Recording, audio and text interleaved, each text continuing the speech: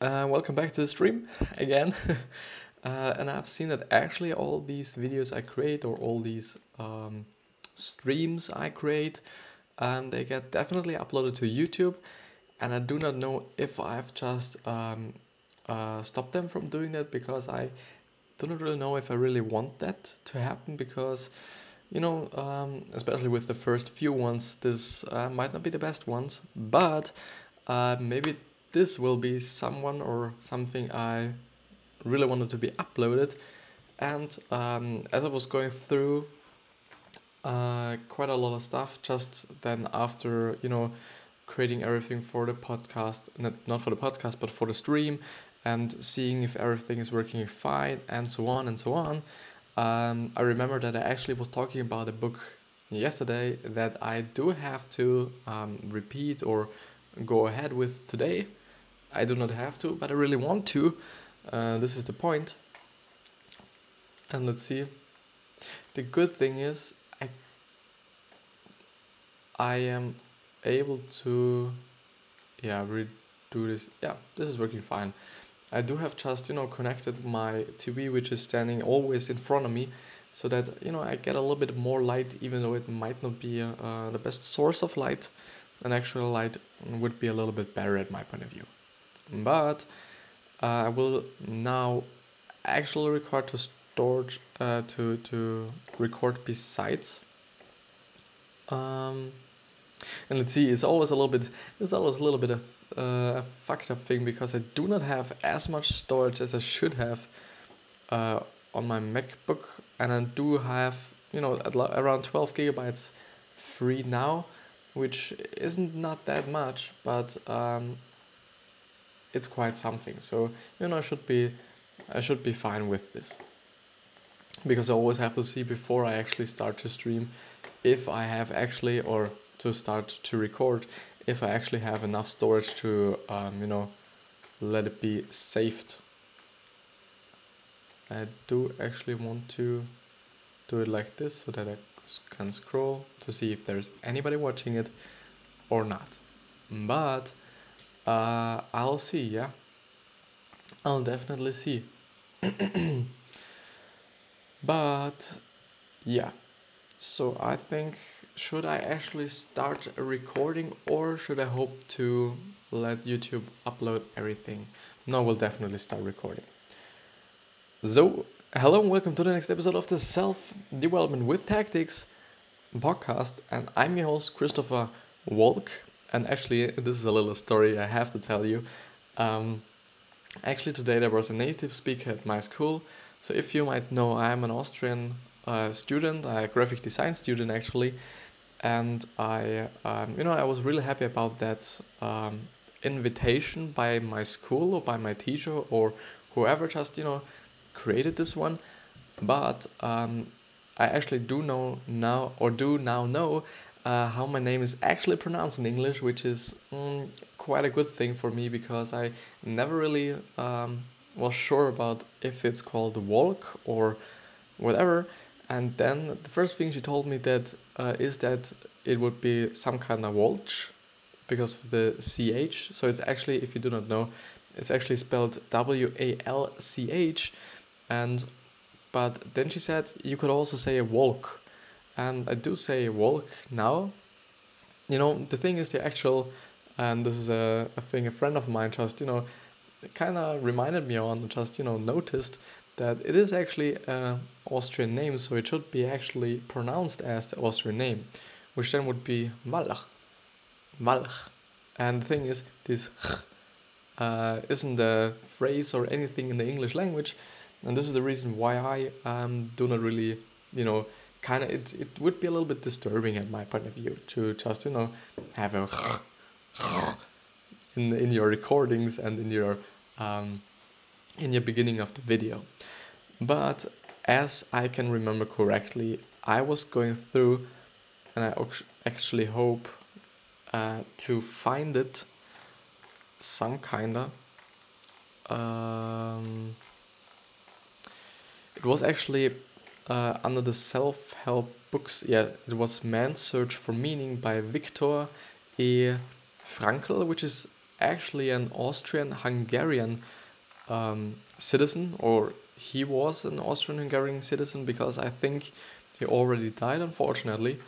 I think it's always just quite a bad thing if, in general, if people die, that's for sure, but, it's a little bit better if just such, important people die. So please do not get me wrong, I do not really care about people's, how should I say, people's wealth or people's accomplishments or whatever, more than their lives. So I'm not like, yeah, this poor guy can die and I do not give a fuck about it. That's totally not true. I think everybody should have the right to live. Everybody should have the right to have a happy life.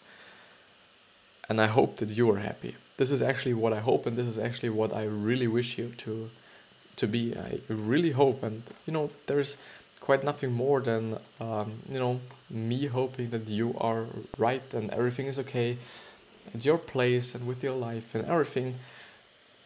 But yeah, I just, I wish you the best wealth, happiness, everything. Just everything and anything. And you might be wondering why I do wear a cap today. My hair do not look that good today, and I feel quite a little bit comfortable with it. I'm just a guy who is always wearing just some sort of hat. So it was always a thing I've been doing since I was a little child. But nevertheless, mental images. We have talked about this one. Logo therapy.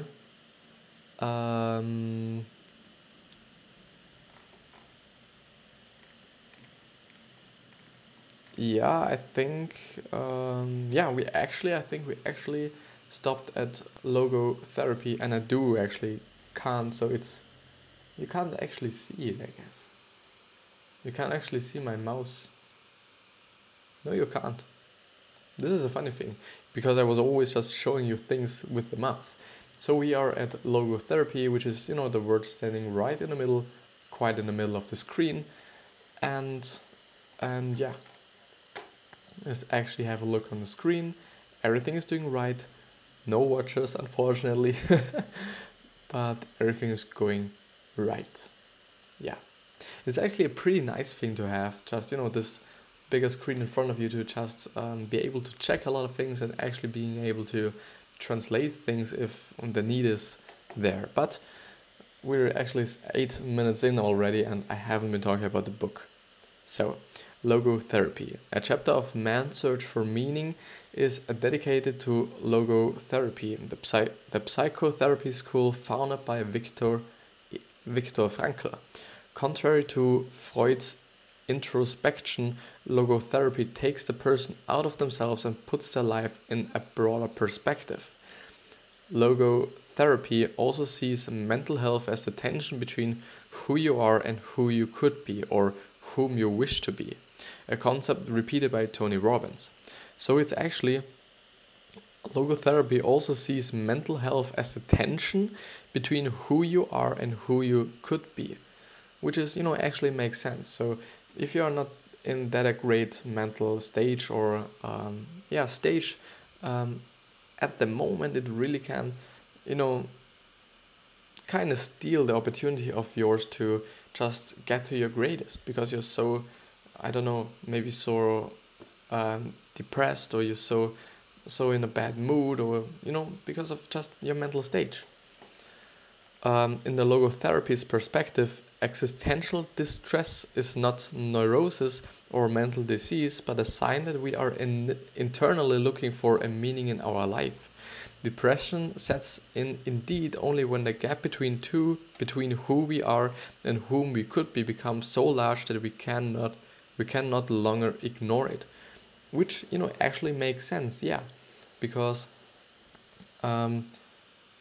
it just makes sense. There's nothing to say about it. It just makes sense. Thus, depression can be a welcome warning if we use it as a wake-up call for some long-due soul searching. And I think in general,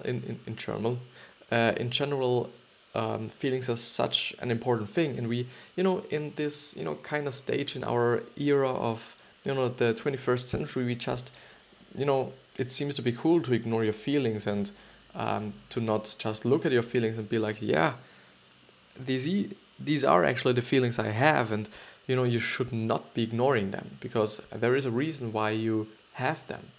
They either show you something you do not see by your eyes or with your eyes or just with your brain, and or they just actually fear, which I assume is a feeling. I'm not sure right now. Fear, yeah, it is a feeling. What I'm talking about. If you fear of something, this is just something that nature put into us, because some time ago fear was actually something that was usable. Today or nowadays we do actually not have that kind of predators which fear might have. We just have to be using fear for to kind of get rid of them, or just this flight or fight response. So either you fight against this predator or you flight, and in both things, adrenaline and I think fear and all these feelings that came up in certain situations would have been such a life-saving thing sometimes. And also your gut feeling is actually something you should always keep an eye on, or also keep an eye on, because actually your gut can tell you things your brain and eyes do not see. It's quite the same as with your brain, at my point of view, or just with your feelings in general. Sunday neurosis, slow roasting. Okay. Indeed, before reaching full depression, Viktor Frankl talks about Sunday neurosis, which is the feeling of dejection at the end of the working week. We realize our day-to-day humdrum is empty and meaningless, and instead of going to the root, because we cover up the pain with binge eating, drinking or shopping, the bad thing is that this compensation is the short term, might even patch us up, which just means that if you really feel on Sunday to be just really meaningless, your life being meaningless, and you do not have to do, you can't do actually something that's, something worth for you, or some kind of worth for you, then, you actually should not be binge eating or drinking or shopping, but actually finding something you're passionate about and work on it, actually also during the week, or besides, the actual work you're doing. Just, having a hobby of yours you can, just do, which you totally like. It could also be a sport or something, but I actually can really, I can really feel what he is there talking about, because I was feeling this exact same thing some time ago. So before I was making this social media and business kind of thing, I was just a little bit depressed all the time when there was a weekend, actually, because I felt like pretty meaningless. There was nothing I could actually do that felt for me like, yeah, this is something that's I always say intelligent, but it's more like it makes me feel that I'm doing something good for either my body or someone else, or for my brain, or something for my life. By doing the social media thing and this YouTube thing and the podcast thing, I really feel like I'm doing something that's contributing my life. First of all, my career, my happiness, and because of the two first factors, but also a lot of other things. But the thing is, I actually felt it, and because I found myself something that I'm passionate about, or I like to do, which is doing the social media thing again, all these feelings went away most of the time. Sometimes I just feel like, a little bit these feelings, but then I just remind myself of my social media thing, and that I could actually be working on this right now. The bad things is that these compensation in the short term might even patch us up and poison us just like a drug would. And probably worst of all, they prevent us from looking deeper into ourselves to find meaning, which is actually, pretty true, because, if you just do have certain feelings of not being meaningful, and just, drink yourself away so that you do not actually know anything the next day, it's actually true that you won't really be thinking, What could I do now that, might be a little bit better for me or might be a little bit more meaningful to me? Yeah. And this part made me think of Henry Thoreau's quote about most people living a life of quiet desperation. And then we actually come to the point of finding meaning or actually finding meaning. So here we are finally, as the author says of this article, how can you find meaning? According to Frankl, the main sources of meaning are, first of all, giving back to the world with your work or creation, which is something I really, really want to emphasize. Emphasized by all these things I do on social media. Money and success are, and at my point of view, will always be a byproduct of, first of all, maybe helping people, doing something you love or at least like, because most of the time these two things just are, something later, or will appear something later after you actually see that you're talented at them. And yeah, the third thing, generally giving away something, I would say. Giving away something in terms of charity, in terms of solving people's problems, as I told you before, or just, was the first point. So it's actually giving something back to the world. And this reminds me on something I've been reading on another summary. I actually, unfortunately, do not know which summary it was. I'm pretty sorry about that. But he was then talking, it was actually from James Altucher. And there was actually only one book I was covering of him, so I might look it up, might not buy it, but I actually know what he was talking about. So he was talking about if the world doesn't tell you every single day, at least once at a time, or once, that thank you. If the world doesn't tell you thank you once a day, then you're doing something wrong. Which is, basically what Frankl means with his first point of finding meaning. The second one is experiencing or love.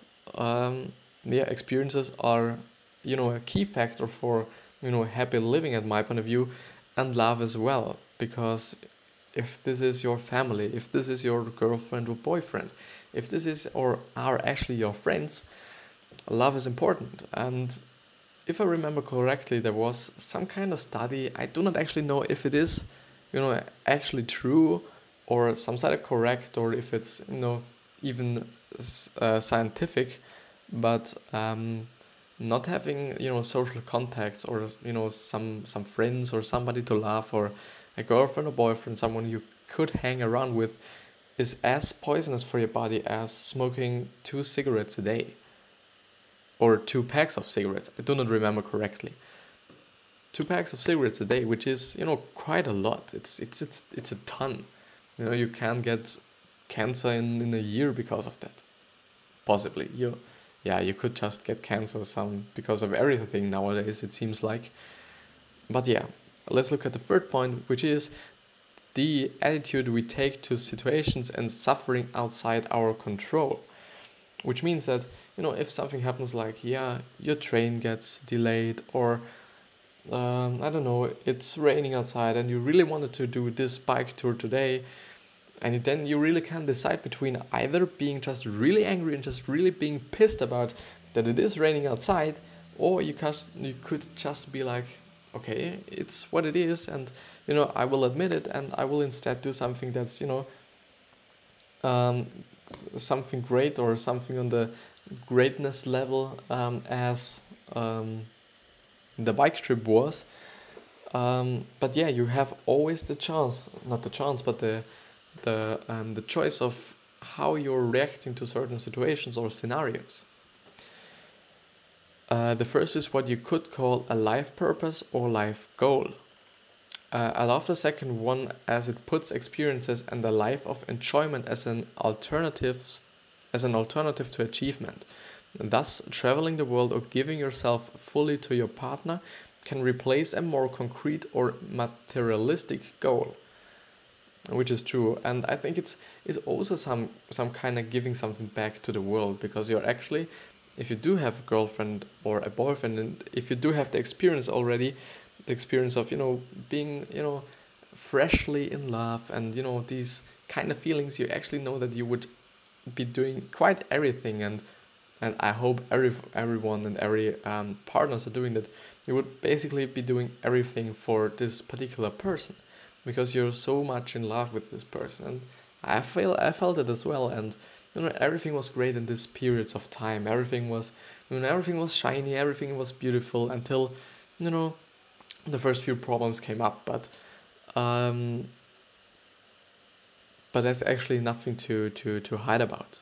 There will always be some kind of stressed out people, and all these things. These are just normal. We get to the third, when we learn to look at suffering as an opportunity to find meaning in life. For example, in the most dire of consequences, we could take a pride in staying humans and helping one another instead of regressing animal levels. In terms of finding your meaning in life through just really dramatical experiences or something like this is really kind of what happened to me, to be honest, because I really started my self-development journey with, as you might know, with motivational speeches by Les Brown, and later find out that most of the greatest quotes I was hearing in them were actually from Will Smith and from Eric Thompson. Tony Robbins, not that much, only a little bit. And sometimes I was kind of listen to some German ones, but most of the time they were completely shit, and I really didn't like them. But why I did this? Because my heart got broken. This is, the actual story behind this. Then I was just really, really, really not that happy. And then I do not know if I just, was listening actually before them, and really started out with listening to those motivational speeches just, because of this situation I was in, or if it was actually only because of this. But actually, it made me to the person I am today, and it, really made me definitely more kind than I ever was before. Before the last years, I was just quite a fucking person, yeah. I wasn't that good, I was not full of shit, but I wasn't nice. And through these things, I really got to know what being nice means. And, this really transformed me, and I'm actually pretty happy that happened. Yeah. To me, it can run even deeper. This is about growing and becoming people who are able to choose our meaning, no matter the situation we are in. So I have to read it again, sorry. To me, it can run even deeper. This is about growing and becoming people who are able to choose our meaning, no matter the situation we are in. So yeah, we always can choose our directions. Our directions, some sort of, get made up by our habits we do all the time, how we act, how we think, what things we visualize, all these things. But most of the time, what we just do. So if you just eat a burger or 5 burgers a day for the next 5 months or years, you will definitely not be that healthy as if you were just, eating a lot of broccoli or salad or whatever. And I do not really want to say that you should only eat something like this. This would not also be the greatest nutrition or the greatest diet in actually, yeah. And I also was thinking about if I should actually cover nutritional books or books about nutrition on this channel as well. And it could actually be a great thing, because I'm actually pretty into it, and also into exercising, and this might be also some great things. And the funny thing about self-development is that I can actually put everything into it, because it's it's only about your perspective. If you really think like, yeah, maybe playing the guitar is something that's that you can do through yourself being developed, which makes actually sense, because I'm not able to play the guitar, but I could just develop this skill, and therefore I would some sort of develop something of myself. And so basically I could put everything into it, but it also depends on what people actually want to hear and what actually people are into in. but I'll read along. I leave you indeed with a powerful quote from the book on the subject. We were we So when we are no longer able to change a situation, we are challenged to change ourselves, or our thinking of this situation. So the real life applications. Get a strong why for a happier life and overcome depression. If you feel depressed, maybe you don't have an overarching goal which chooses you. It doesn't have to be a lofty or grandiose. It doesn't have to be lofty or grandiose. You want a kid, maybe your goal is find a man and become the best mother you can be. You like smoking weed and gaming, what about a legalization advocate and game tournaments to take kids off the streets? Do you hear this? When people really extremely, not knock on your door, but ring the bell. Ring the bell. It's actually great that he points out that there is not a generalization of things you should be doing, but there is quite a lot of things, and I think it's even quite great that he puts out such crazy examples of just like smoking weed and gaming. If you're really into this, you could also be live streaming on on a state that might be smoking weed legal in would be nice and or good for you. But you could start a gaming streaming channel, you could start a gaming YouTube channel, you could be the best gaming esports man or girl who's on the planet in this certain game. Yeah.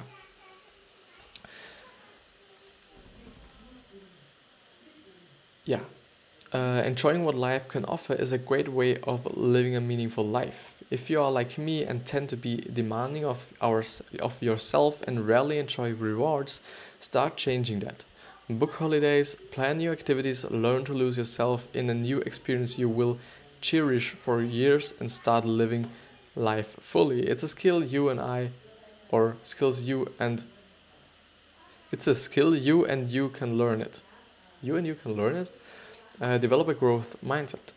Love someone, or go even further by loving and cherishing everyone close to you, which is actually something that's I think it's important. Actually, to praise others, to being kind to others, to just telling people that they were actually doing something good, especially in front of other people, because this is what really puts them on a really high ground. Because if you just speak about other people in before again other people, these will just create a framework for them to just be happy, or just feel like, you really think I'm that good at this? Yeah, you know what I mean.